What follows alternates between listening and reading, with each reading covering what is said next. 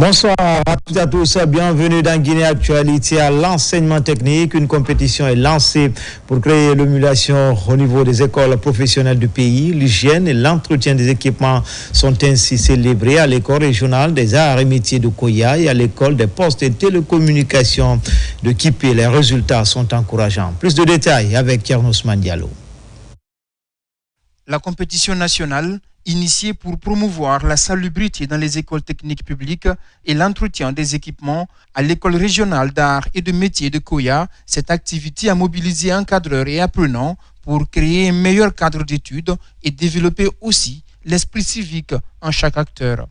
Je salue l'initiative de Madame la ministre de l'Enseignement technique, de la formation professionnelle et de l'emploi. Nous avons mis tous nos apprenants à contribution et nous avons acheté, puisque vous n'êtes pas sans savoir que Madame la ministre a mis des moyens financiers à disposition de tous les établissements d'enseignement technique et de formation professionnelle pour faire face, n'est-ce pas, à ces activités de nettoyage et de petite maintenance. Ce que je dirais ici à mes collègues ou à mes amis, c'est de participer ici au programme d'assainissement, car en rendant l'école propre, ce n'est pas seulement un lieu que nous faisons ici pour les encadreurs. Non, nous le faisons pour notre propre bien et pour l'évolution ici de notre formation.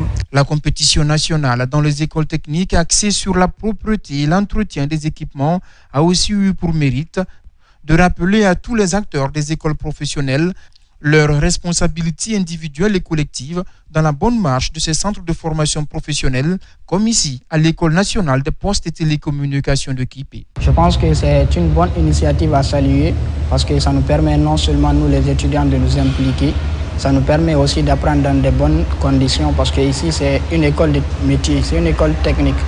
Nous utilisons des équipements qui ont besoin d'être entretenus et des équipements qui ont besoin d'être dans un milieu propre et sain.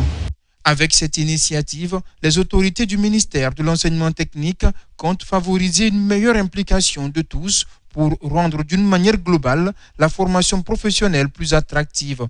Toutes les écoles professionnelles publiques sont concernées par cette compétition première du genre. En province, à Sigiri, un nouveau centre de formation professionnelle en conduite des engins lourds et légers ouvre ses portes. C'est l'œuvre d'un fils du terroir qui entend ainsi contribuer à la création et à la valorisation de la main-d'œuvre locale afin de répondre aux besoins des entreprises minières. Elhadj Fodé Bangali Fofana. Voici le centre flambant neuf disposé à livrer le savoir et le savoir-faire dans la manœuvre des engins lourds et légers. Son fondateur, c'est cet homme, un ancien employé de la SAG, aujourd'hui à la retraite après une brillante carrière de plus de 40 ans. Je suis condamné par le bon Dieu de créer cette école. Parce que la SAG m'a recruté en 1996 comme opérateur, Manitou. Donc j'ai été le chef d'équipe pendant 22 ans. Nos frères venaient, ils n'ont pas de qualification. Il faut les aider. L'école professionnelle est là, il y a beaucoup de métiers là-bas. Même si tu arrives à avoir la notion d'un, ça peut t'accompagner jusqu'à la fin de ta vie.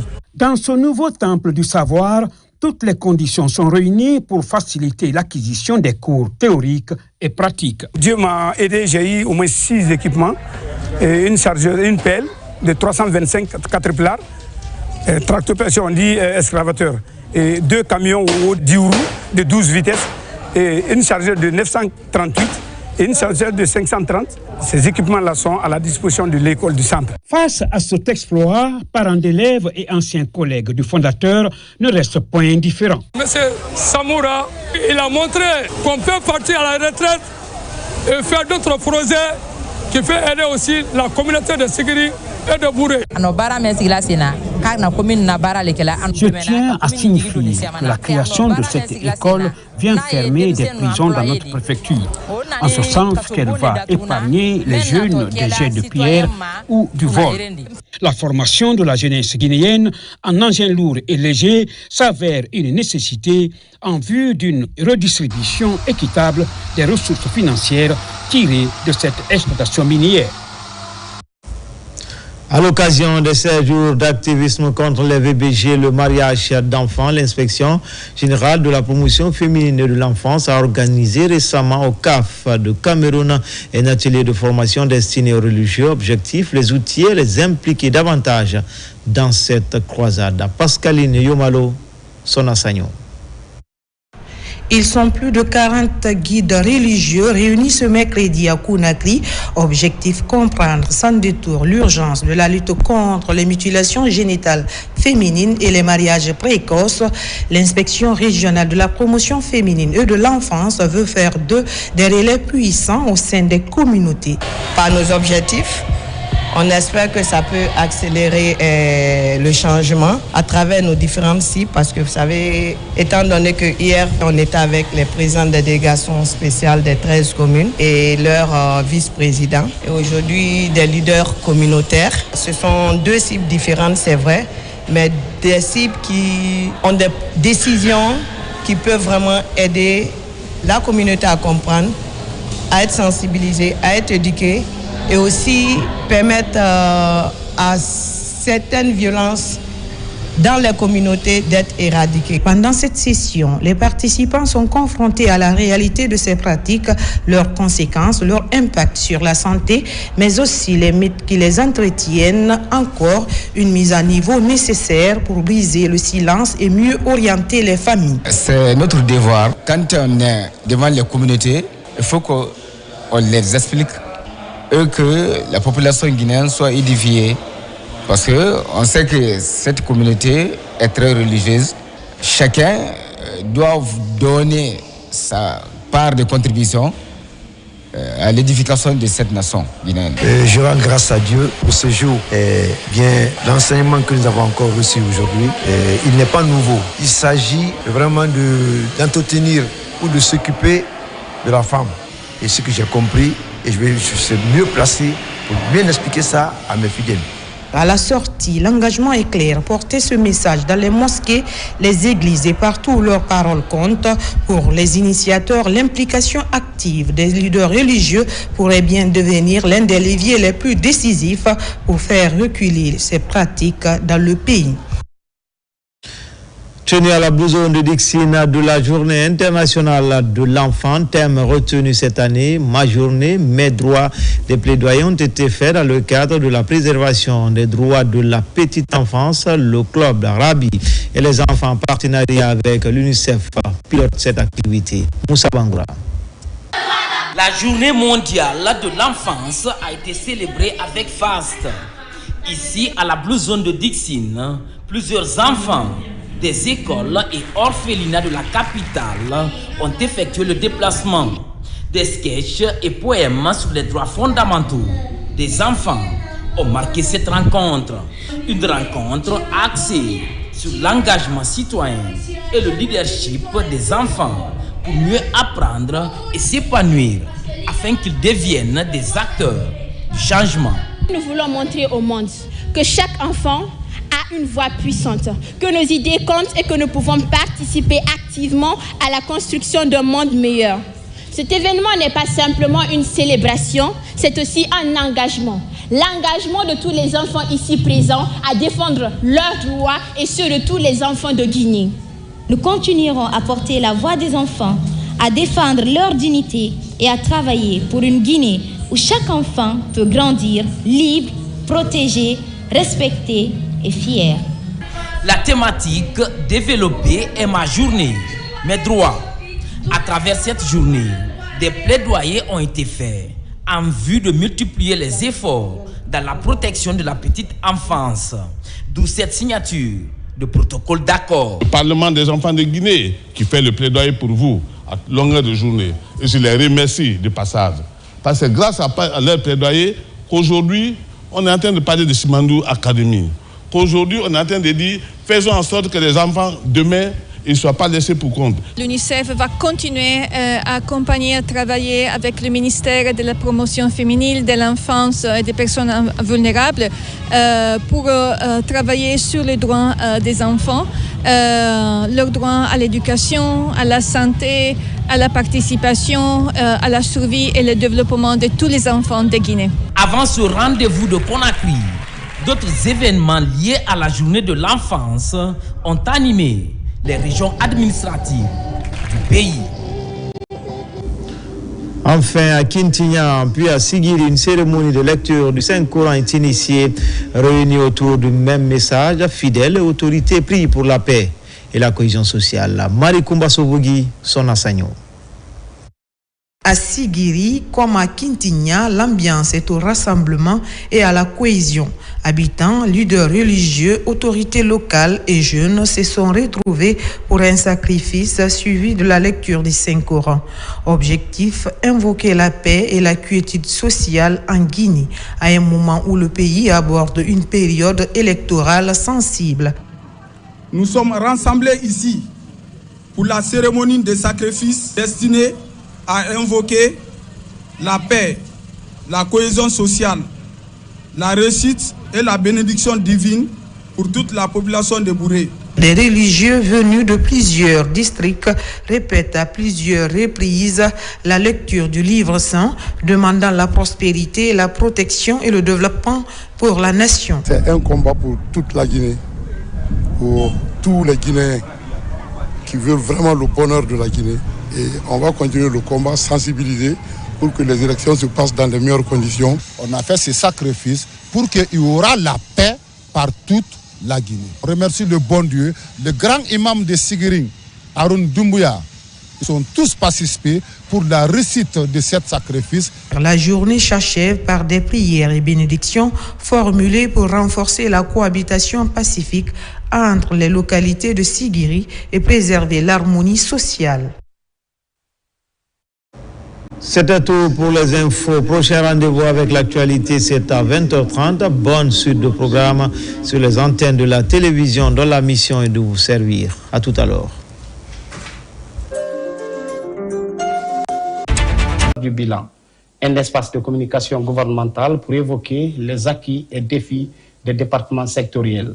Ce soir, nous recevons Madame Aminata Kaba, ministre de l'enseignement technique, de la formation professionnelle et de l'emploi.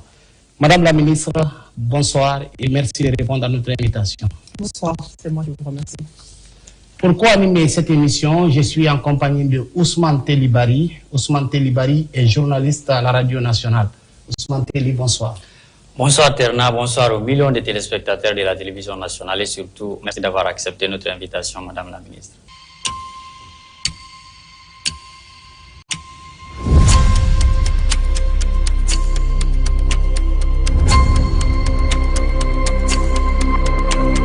Madame la ministre, pour la première rubrique de cette émission qui est Action et Impact, et nous nous intéressons aux actions phares de votre ministère. Depuis la prise de responsabilité en septembre 2021, qu'est-ce qui a été fait au niveau du ministère de l'enseignement technique, de la formation professionnelle et de l'emploi? Je vous remercie. Merci beaucoup. Déjà, je commence par remercier l'ensemble de mes collaborateurs pour tout le travail qui a pu être fait au cours de ces années, parce que lorsqu'on essaie de mettre en œuvre des activités, il faut bien sûr une équipe qui vous accompagne dans ce sens pour que les objectifs puissent être atteints. Et aussi, vous savez, aujourd'hui, nous sommes dans le programme Simandou 2040. Et une des priorités depuis l'avènement et la prise de responsabilité du CNRD a été bien sûr le secteur social. Et l'éducation aujourd'hui qui est inscrit au niveau de l'axe 2 du pilier du programme Simandou 2040 montre à suffisance l'importance du développement du capital humain pour le développement socio-économique et durable de notre pays. Et l'enseignement technique est aujourd'hui quand même un secteur assez important qui permettra à long terme, déjà à court terme mais également à long terme, de pouvoir atteindre les objectifs de développement durable. Au niveau de l'enseignement technique et de l'emploi, nous avons plusieurs réformes structurelles que nous avons entreprises, notamment il y a 4 axes. Donc si je prends l'axe 1, qui est l'accès à une formation professionnelle de qualité, à ce niveau, nous parlons d'abord des infrastructures. Parce que pour que nous puissions parler d'enseignement de qualité, il faut d'abord des infrastructures adéquates et fonctionnelles. Donc il y a eu un accent particulier qui a été mis sur les infrastructures, mais également sur le paiement des bourses d'entretien. Donc ça, c'est une première au niveau d'enseignement technique. C'est la première fois que tous les boursiers de l'enseignement, enfin tous les élèves apprenants de l'enseignement technique reçoivent leur bourse à 100%. Également, nous avons la construction de plusieurs écoles et établissements ainsi que leurs équipements, l'équipement de ces écoles. Notamment, nous avons l'inauguration.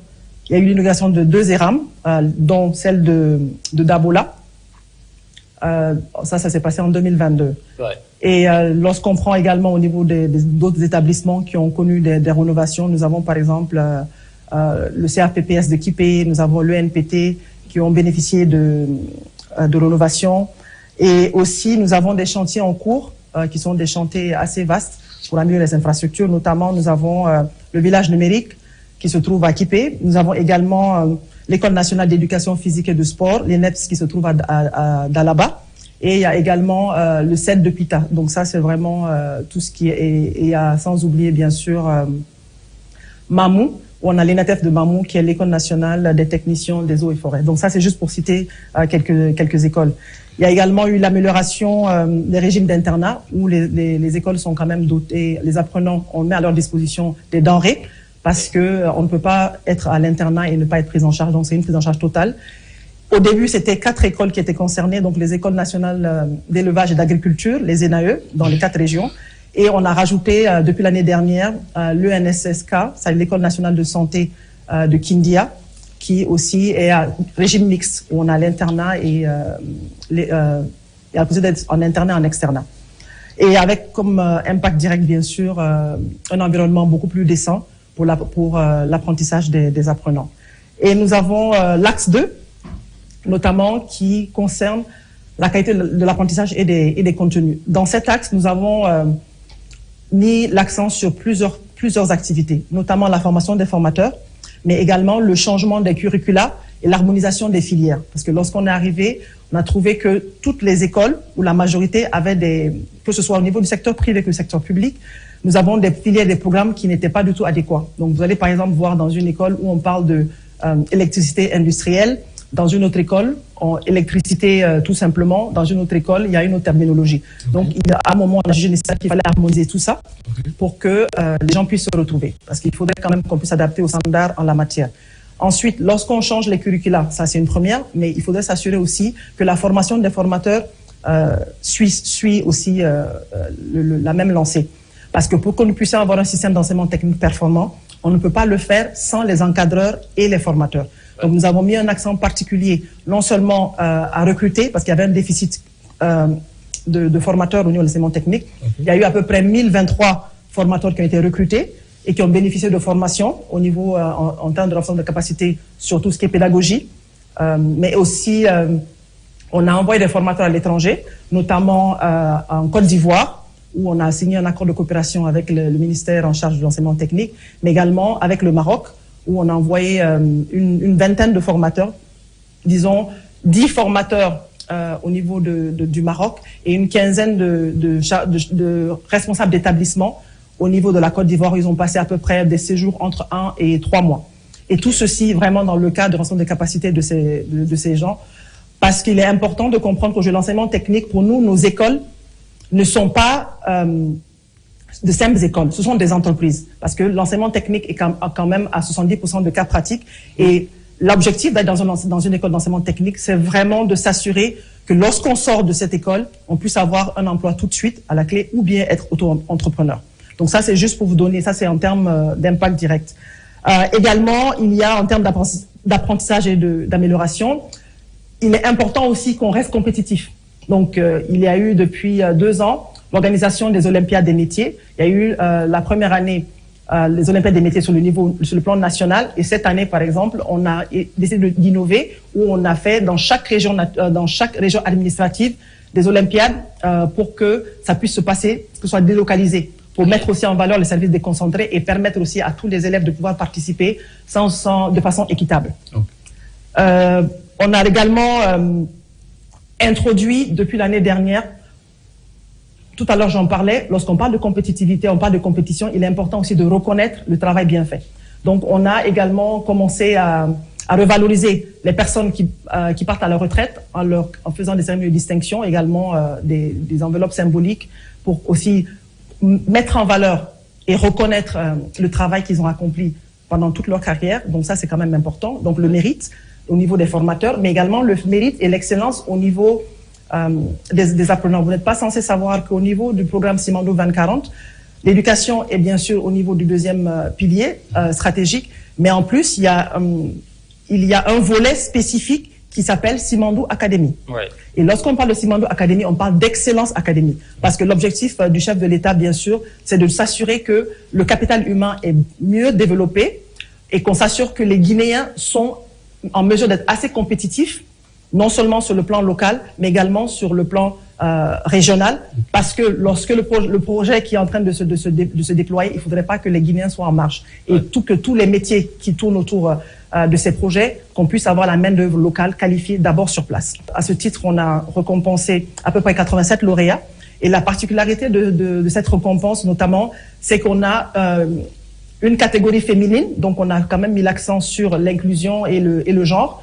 Donc, où il y a beaucoup de filles qui ont été récompensées, surtout celles qui osent aller dans les métiers techniques, parce que là aussi, il y a une grande disparité entre les garçons et les jeunes filles au niveau de l'enseignement technique.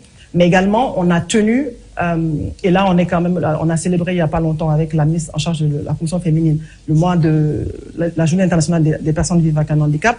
Et nous, on avait déjà anticipé, où on a intégré quand même dans les distinctions les personnes vivant avec un handicap, parce qu'il est quand même important de les encourager et de pouvoir magnifier leur réussite sur le plan national. Okay. Et on a, entre autres, on a plusieurs conventions que nous avons eu à signer avec les partenaires. Mais aussi un élément très important qui est important, nous avons essayé de collaborer avec tous les départements sectoriels en fonction de la spécificité de nos écoles, notamment si je prends les écoles de santé. Nous avons travaillé en étroite collaboration avec le ministère de la Santé pour l'inspection et le contrôle des écoles de santé, des écoles de santé communautaire, mais également le secteur privé. Okay. Parce qu'il y a quand même, il faut mettre un peu d'ordre au niveau de l'enseignement technique. Ouais. Et il est important que la main-d'œuvre puisse être non seulement qualifiée, mais qu'on s'assure que les normes et standards sont respectés en la matière. Okay. Donc, avec bien sûr comme impact le développement de l'apprentissage dans un environnement assez sain et également l'amélioration de la compétitivité de nos apprenants. Donc, nous avons également un troisième axe qui est la gouvernance et le pilotage du système d'enseignement technique. Donc, à ce niveau, il y a les réformes juridiques profondes que nous avons entamées. Notamment, nous avons l'élaboration de la politique nationale de l'emploi. Donc, ça, c'est côté emploi. Et on a également la valorisation des textes, la validation des textes réglementaires de la Direction nationale de l'apprentissage du poste primaire et secondaire. Donc ça, c'est les CRTPS. Donc là, il faut comprendre qu'à ce niveau, c'est la première fois qu'on arrive à avoir des textes réglementaires pour pouvoir piloter correctement ces écoles-là. Et juste à titre de rappel, peut-être c'est quelque chose que les gens ne comprennent pas. Nous, l'enseignement technique, nous avons 3 niveaux. Donc on a le poste primaire, on a les BT et les BTS, et également on a les BT et les BTS, et aussi on a les CAP. Et lorsque vous voyez, le niveau primaire, c'est surtout ceux qui sont en abandon scolaire, qu'on essaie de récupérer, ou ceux qui ont arrêté le niveau primaire. Donc, et en général, à la clé, ils ont des certificats. Donc, en général, c'est des cours de 9 mois, maximum 12 mois. Donc, et on leur délivre des certificats d'apprentissage.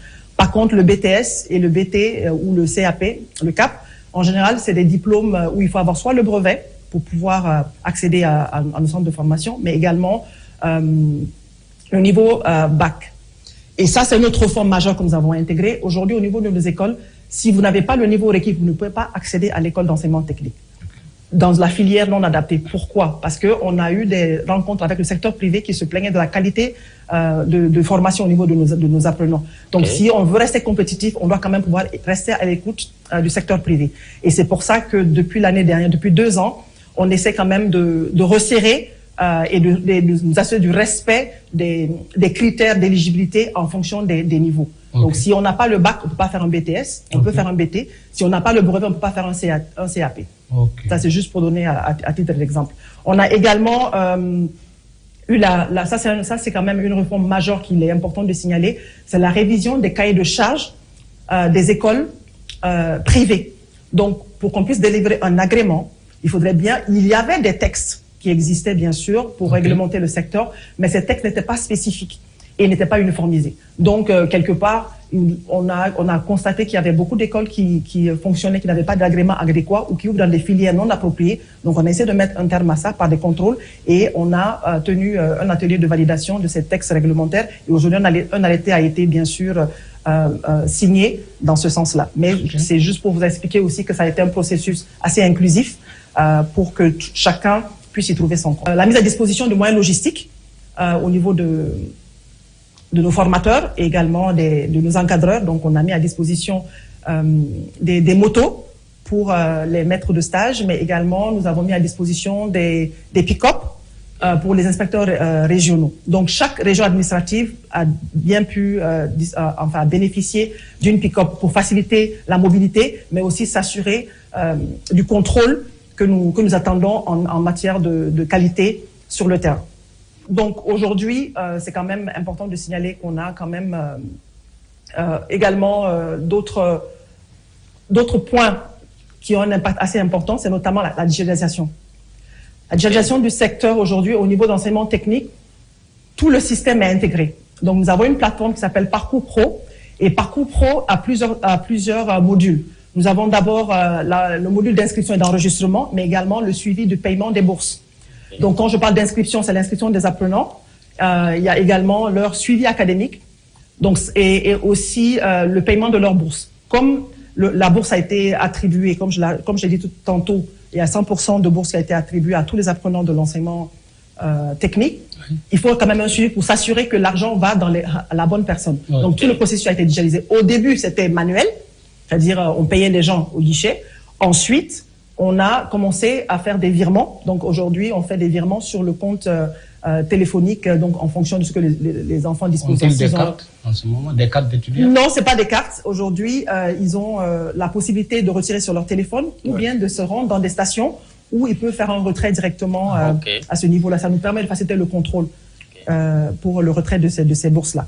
Également, nous avons au niveau de Parcours Pro la plateforme InserJeune. La plateforme InserJeune, c'est beaucoup plus pour la partie insertion des apprenants lorsqu'ils sont à la recherche de stage ou bien quand ils sont à la recherche de leur premier emploi. Donc, c'est une interface qui permet de mettre le secteur privé et nos écoles en connexion. Les connecter, en fait. Donc, c'est une interface, en fait, entre le secteur privé et nos écoles et nos établissements. Mais également, ça facilite, en fait, la recherche d'emploi. Et aussi, ça permet aussi aux partenaires de mieux apprécier, en fait, les évolutions, mais également les profils des uns et des autres. Et l'autre aspect aussi, comme je parlais tantôt, nous avons l'aspect des agréments. Aujourd'hui, on a le cahier de charge, bien sûr, qui est mis à disposition, mais tout le processus va désormais se passer en ligne. Donc, on a le module des agréments. Pour toute demande d'agrément aujourd'hui, vous pouvez bien sûr vous connecter en ligne et chercher à faire votre demande d'agrément en ligne sans difficulté. Et cette plateforme aujourd'hui, elle est aujourd'hui opérationnelle, mais on attendait en fait la validation du cahier de charge pour qu'elle puisse être utilisée et mise à disposition des personnes concernées, donc notamment le secteur privé. Aussi, nous avons, lorsqu'on parle on va un peu parler de l'emploi, parce qu'il n'y a pas seulement que la formation technique. La formation professionnelle.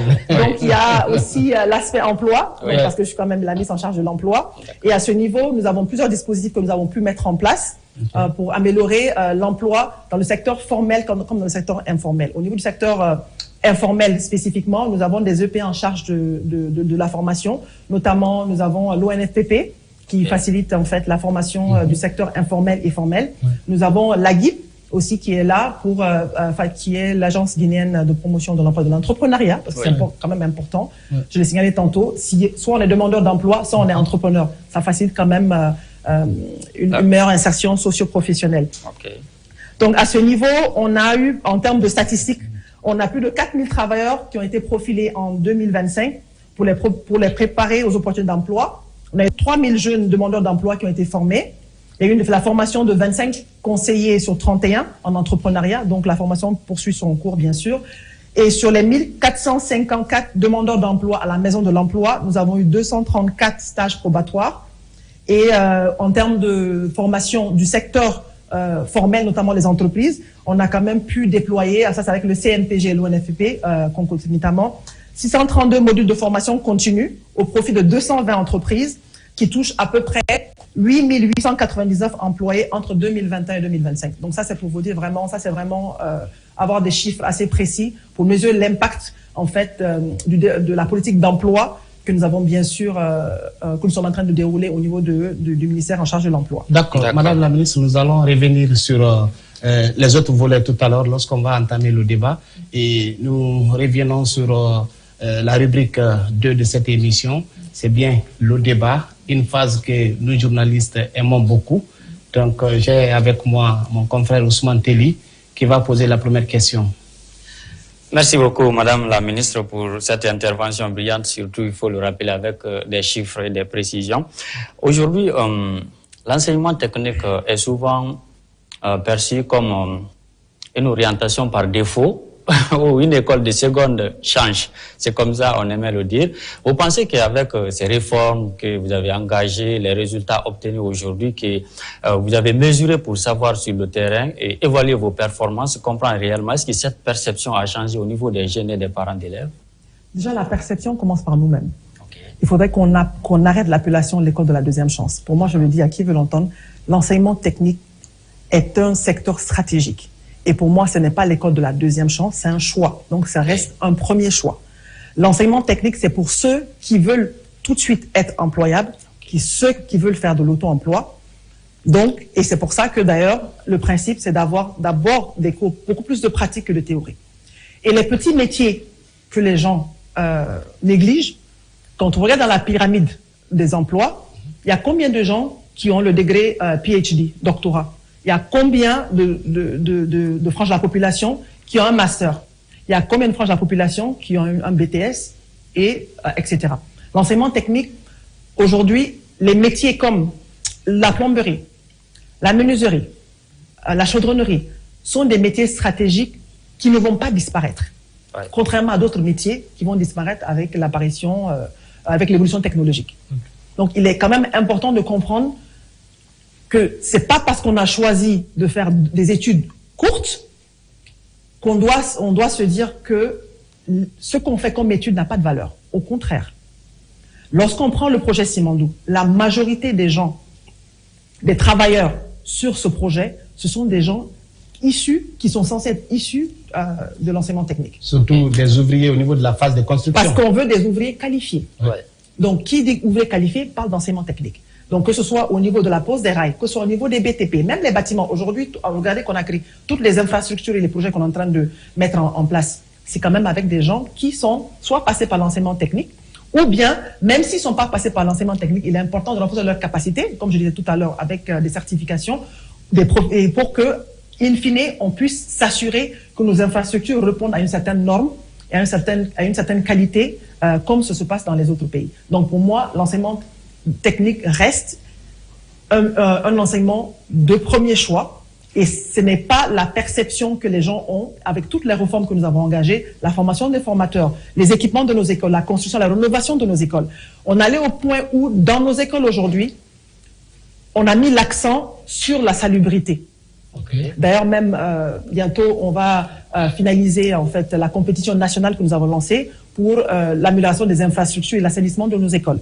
Donc, qui a pris fin la semaine dernière. Les résultats seront bientôt proclamés. Et tout ça, c'est pour pouvoir nous assurer des conditions dans lesquelles nos apprenants sont en train d'évoluer et leur donner plaisir et rendre le secteur beaucoup plus attractif. Parce que quand un secteur n'est pas attractif, forcément, les gens ont l'impression que c'est une poubelle. Sauf que non, pour moi, ce n'est pas une poubelle. Quand vous prenez les pays comme l'Allemagne, ils sont développés autour du système d'enseignement technique. Oui.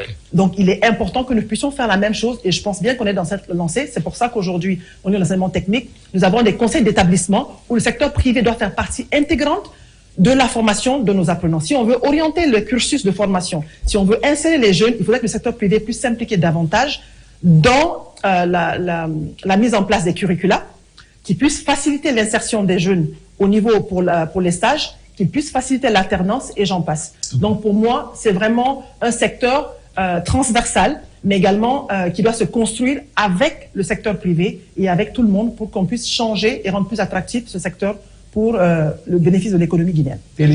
Oui, une deuxième question, c'est l'insertion des jeunes aujourd'hui. Tout à l'heure, vous avez évoqué le secteur privé presque tout au long de l'émission. Nous savons que vous vous formez, vous participez à rehausser le niveau de l'enseignement technique et puis vous déversez vos étudiants sur le marché de l'emploi, le secteur privé va les récupérer. Aujourd'hui, au niveau de l'insertion de ces jeunes sur le marché de l'emploi, est-ce que vous avez un mécanisme de suivi? Parce qu'après la formation, il y a l'insertion. Et puis, il y a un suivi derrière pour savoir réellement est-ce que vos étudiants évoluent dans les secteurs respectifs où ils ont étudié dans vos centres de formation. Bon, déjà, j'aimerais vous informer qu'il y a aujourd'hui au niveau de l'enseignement technique, de la formation professionnelle de l'emploi, la maison de l'emploi et de l'entrepreneuriat, qui est co-gérée par l'ONFP et la GIP. Et cette maison a pour rôle principal, justement, de faciliter l'insertion de nos jeunes apprenants, mais également ceux même qui ne sont pas passés par nos écoles et qui sont à la recherche d'emploi. Et donc, pour tout ce qui est conseil, orientation, si vous voulez faire si vous voulez être employé, comment faire votre CV, comment préparer une interview, vous vous orientez vers cette maison de l'emploi qui dispose d'antennes régionales, parce que là aussi c'est important de préciser. La Guinée ne s'arrête pas à Conakry, pour vous aider en fait à trouver votre premier emploi ou à faciliter un stage. Et donc tout à l'heure j'ai donné les chiffres d'insertion. On a 234 stages qui ont pu être trouvés cette année, en 2025. Aussi, nous avons au niveau je parlais tout à l'heure de la plateforme InserJeune, qui a permis d'accompagner plus de 2000 apprenants depuis. Et ça, c'est quand même une plateforme qui permet le suivi de nos apprenants. Donc, s'assurer que, est-ce qu'ils ont pu être insérés, oui ou non, qu'est-ce qui s'est passé. Et on a même aujourd'hui une base de données où on a les numéros de nos diplômés. Parfois, c'est pas évident parce qu'ils changent de numéro. Il y en a, c'est le numéro de leurs parents. Lorsqu'on a le secteur privé nous fait appel pour avoir, en fait, des profils. Pour des profils, exactement, merci beaucoup.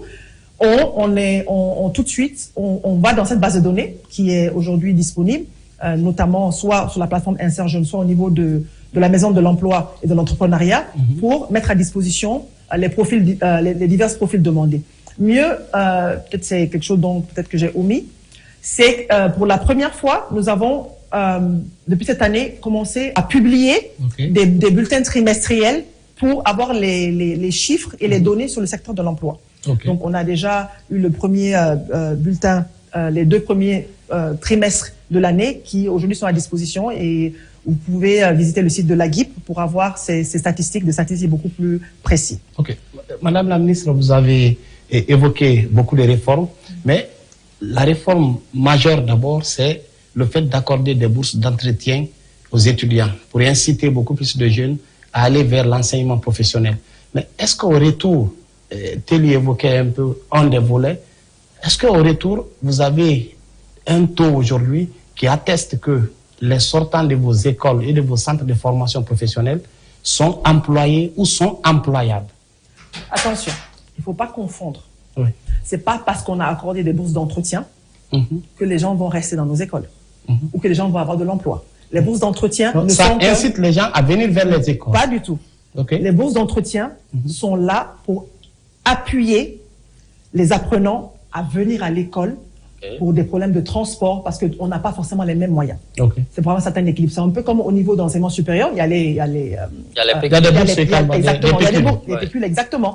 Les pécules, c'est pas ça qui attire les gens vers l'université. Les gens viennent d'abord pour chercher une formation. Donc nous, on a mis l'accent sur la qualité de la formation, donc la révision des curricula, des filières, mais également la formation des formateurs, l'équipement de nos écoles et l'amélioration des infrastructures. C'est ça qui rend l'enseignement technique attractif. C'est ça qui permet de nous assurer que la qualité de l'enseignement est améliorée, de l'apprentissage. Donc, quand j'ai l'apprentissage, toujours les CAPPA, ceux qui font la couture, etc. Ensuite, on s'assure de leur suivi, donc en passant par la GIP et les autres moyens à disposition, disons les autres EPA qui sont à disposition, pour faire des formations de mise à niveau si nécessaire, pour faciliter leur insertion à travers les plateformes dont j'ai parlé tout à l'heure, comme InserJeune, vous assurer qu'ils sont effectivement, ils bénéficient effectivement soit d'un emploi, soit d'un stage, ou même qu'ils puissent s'orienter vers l'entrepreneuriat. Et ça, c'est quelque chose peut-être que je n'ai pas signifié. On est en train de travailler avec les partenaires techniques pour intégrer au niveau de l'enseignement technique, dans le programme de l'enseignement technique, l'entrepreneuriat. Pourquoi? Parce que, comme je l'ai dit tantôt, on ne veut pas que des employés. Nous voulons aussi des gens qui peuvent créer de l'emploi. Et c'est seulement à cette condition-là que nous pouvons nous assurer quand même qu'il y a quand même l'économie nationale est boostée. Et ça, l'entrepreneuriat ne doit pas s'apprendre après le cursus, mais pendant le cursus, comme dans le système anglo-saxon. Et ça, nous en avons conscience. Donc, nous sommes en train d'améliorer réellement des réformes profondes pour nous assurer de la continuité de service, mais également d'avoir des apprenants compétitifs, à l'instar des pays de la sous-région. Madame la ministre, parmi toutes ces initiatives ou tous ces projets avec ces résultats concrets aujourd'hui, parce qu'il faut se promener un peu en Guinée pour comprendre, les écoles professionnelles quand même sont dotées des équipements des dernières générations. Vous, particulièrement, parmi tous ces projets ou toutes ces initiatives ici, vous êtes fier de quelle initiative qui a marqué réellement ici les jeunes ou qui a eu un impact réel sur les jeunes? Vous vous dites, moi, Aminata Kaba, je suis fier de cette initiative que nous avons menée au département depuis ces 4 ans ici parce que ça a un impact sur la vie des jeunes Guinéens. Il y en a tellement. Il y en a tellement. Vous savez, il est quand même important de comprendre qu'il y a des acquis qui ont été mis en place par mon prédécesseur que j'ai renforcé, notamment la plateforme Parcours Pro. Ça, c'est quand même une innovation au niveau de l'enseignement technique qui a permis non seulement, je l'ai dit tantôt, de faciliter le suivi des apprenants et également favoriser la traçabilité des paiements de bourse pour qu'on s'assure que chacun reçoit sa bourse. Donc ça, déjà, c'est pour moi, et on a amélioré ces modules-là, la plateforme, et on a amélioré les modules, notamment le module d'agrément, le module Insert Jeune, qui est quand même, comme je le disais, c'est un système intégré qui facilite en fait le suivi de nos écoles et de nos établissements et nous assurer également de leur inscription à leur sortie jusqu'à leur insertion professionnelle.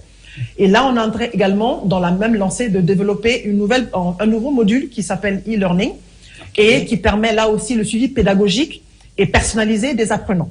Et avec des modules accessibles en ligne, donc pour la préparation des cours. Donc ça, ce sont quand même des choses pour moi qui ont assez d'impact. L'autre fierté que j'ai, c'est pour la première fois, nous avons fait l'acquisition de plus de 6 000 manuels de référence. Et ça, c'est la première fois que l'enseignement technique dispose de guides d'apprentissage qui permet aux formateurs de s'inspirer pour pouvoir préparer leurs cours. Donc, des fiches techniques, des grilles d'évaluation, des exemples concrets en situation de réel, tout ça, c'est dans les guides. Donc, soit des guides en électricité, des guides en topographie, des guides en maçonnerie, plomberie, alignés sur les standards internationaux, parce que on a fait un partenariat avec le CEMEC du Québec, qui est une référence en matière d'enseignement technique et de formation professionnelle, pour mettre à disposition ces manuels. Donc, on a les manuels physiques aujourd'hui qu'on a au niveau de nos établissements, mais également on a la possibilité d'avoir accès en ligne. Donc, d'avoir accès à la plateforme en ligne. Aussi, une autre fierté, c'est aujourd'hui, nous avons au niveau de nos ENI, nos écoles nationales d'instituteurs, on a fait l'acquisition de plus de 19 000 manuels et équipements didactiques. Et sans oublier, on a mis à disposition aussi des kits ludiques pour le préscolaire.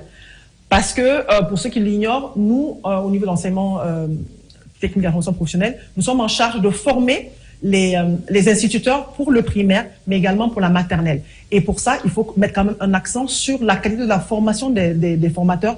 Et pour moi, ça, c'est une fierté. Depuis ma prise de fonction, nous continuons à mettre l'accent sur la formation des formateurs. Mon prédécesseur aussi l'avait fait, où on avait amené au niveau de l'ISEG beaucoup on a permis à ces gens d'avoir des diplômes de master pour pouvoir être des gestionnaires d'établissements, par exemple. On a, comme j'ai dit tantôt, on a envoyé des gens en formation pour des renforcements de capacités parce que le monde évolue. L'éducation évolue. Si pour être compétitif, on doit s'assurer que de façon continue, on assure une certaine formation de nos formateurs. Donc pour moi, ça, ce sont des réformes majeures dont je suis particulièrement fière. La distinction des lauréats, c'est la première fois qu'au niveau de l'enseignement technique, qu'on distingue qui que ce soit. D'habitude, c'est l'enseignement préuniversitaire, l'enseignement supérieur. Parce qu'on est toujours les orphelins du système. Aujourd'hui, grâce à la vision du chef de l'État, cela a changé. Lui, déjà, vous savez bien, depuis le début de sa prise de responsabilité, il a vendu les véhicules qui étaient au niveau du garage du gouvernement, tout ce qui était pick-up, 4x4, etc., V8.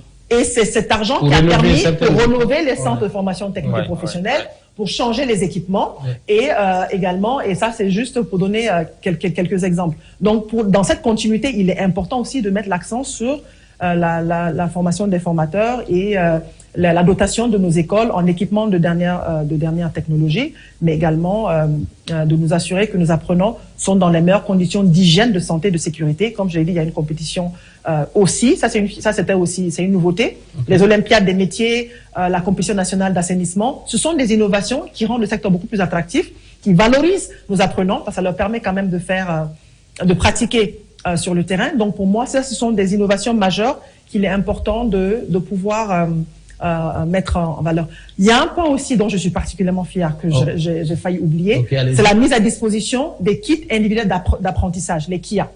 Donc pour la première fois aussi, on a mis à disposition l'année dernière plus de 1400 kits individuels d'apprentissage pour tous les secteurs, les différentes filières au niveau de l'enseignement technique. Donc que ce soit des kits pour quelqu'un qui est chaudronnier.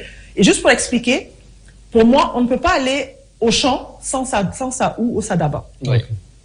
Aujourd'hui, ces kits individuels d'apprentissage, ce sont les outils qui permettent à nos apprenants d'être beaucoup plus performants, mais également de faciliter les travaux pratiques de groupe, parce que chacun a son kit et ça permet quand même, ça améliore la qualité de l'apprentissage et la facilité d'enseignement par les professeurs, mais également la réceptivité et la performance de nos apprenants sur le terrain. Ok. Après les cours, moi, je vais évoquer tout à l'heure le cas des écoles régionales des arts et métiers. Oui. On voit que lorsqu'on fait un peu le tour du pays, on se rend compte que c'est des grands bâtiments, des beaux bâtiments dotés d'équipements, mais parfois, il y a très peu d'étudiants qui sont dans ces écoles. Pourquoi ces écoles ont du mal à drainer des étudiants? Bon, je pense que ça dépend de plusieurs facteurs.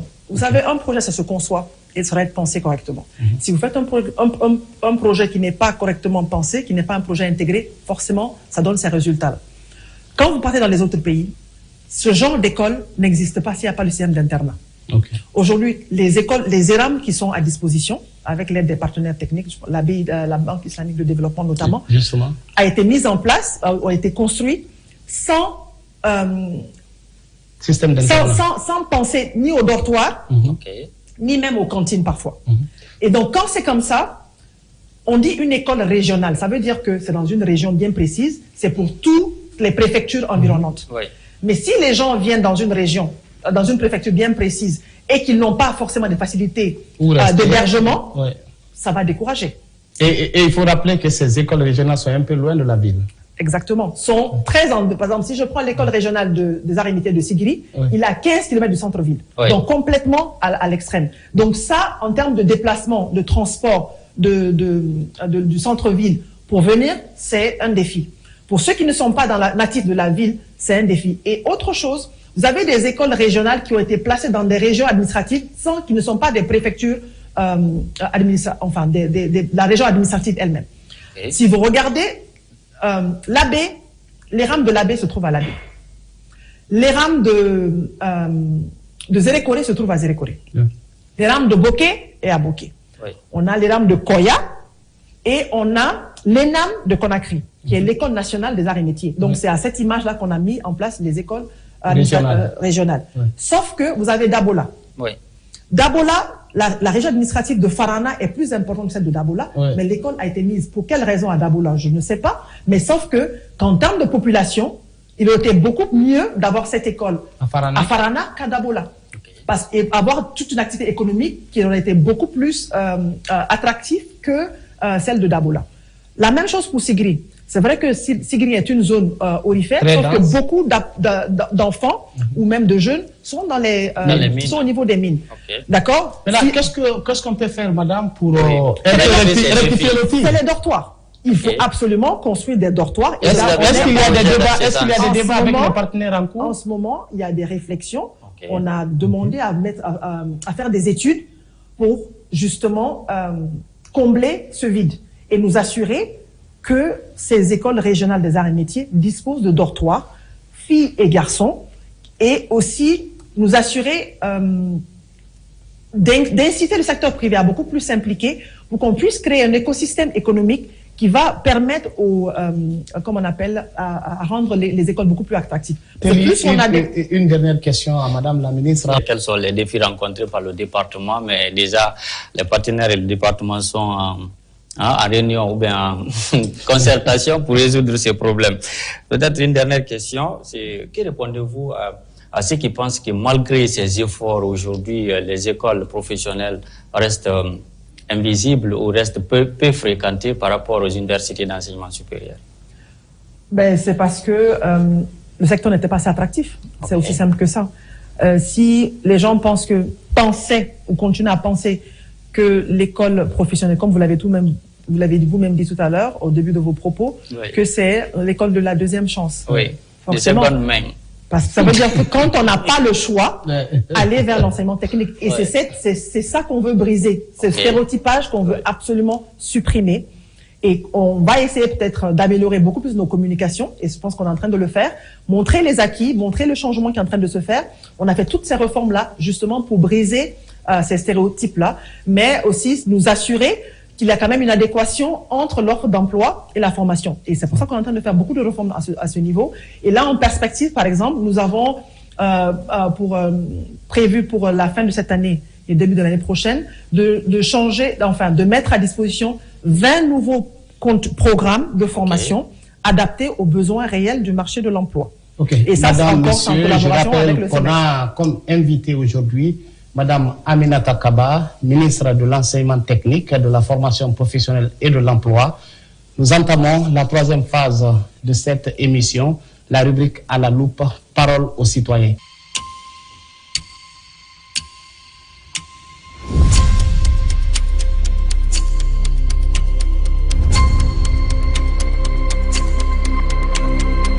C'est la première question de l'auditeur Sidiki Konaté de Kankan. Justement, Sidiki Konaté dit, Madame la ministre, quelles réformes ou modernisations ont été réalisées pour adapter la formation professionnelle aux besoins du marché, notamment en prévision du projet Simandou?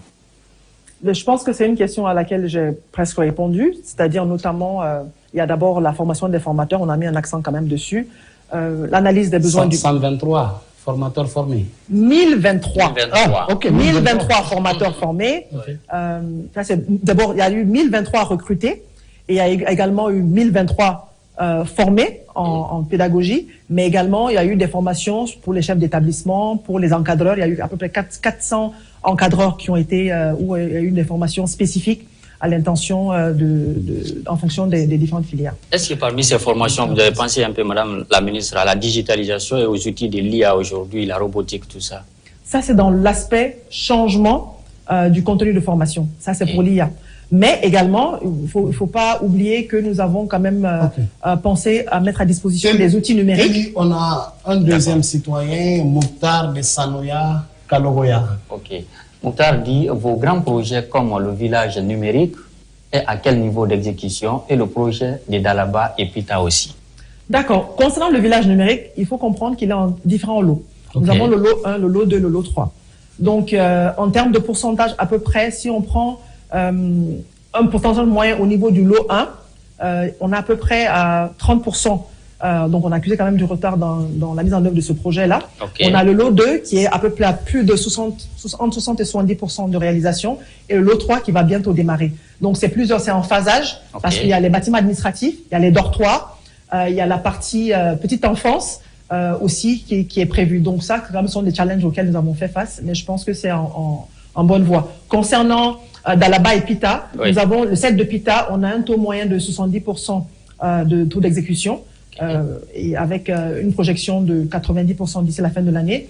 Et concernant Dalaba, on a un taux moyen de entre 40 et 50%, parce que là aussi c'est en deux lots. On a deux entrepreneurs différents qui sont en train de travailler sur le terrain, donc on a un taux moyen d'à peu près 45%. Ok, il y a Mamadi Kaba, kilomètre 36 Sanoya Rai, Télé. Quelle a été la progression de la digitalisation Parcours Pro, Insert Jeune, dématérialisation des bourses? Bon, je pense que là, j'ai assez... j'ai parlé de long en large de ce projet, mais pour le satisfaire. Je pense que ça a été progressif. On a d'abord mis en place l'outil et ensuite on a commencé vraiment à améliorer le fonctionnement de la plateforme. Donc en partant de l'inscription et la réinscription des apprenants, en insérant la partie e-payment pour le suivi et la traçabilité du paiement digital. Le module Insert Jeunes pour le suivi de l'insertion des jeunes, donc en mettre en relation le secteur privé avec nos apprenants.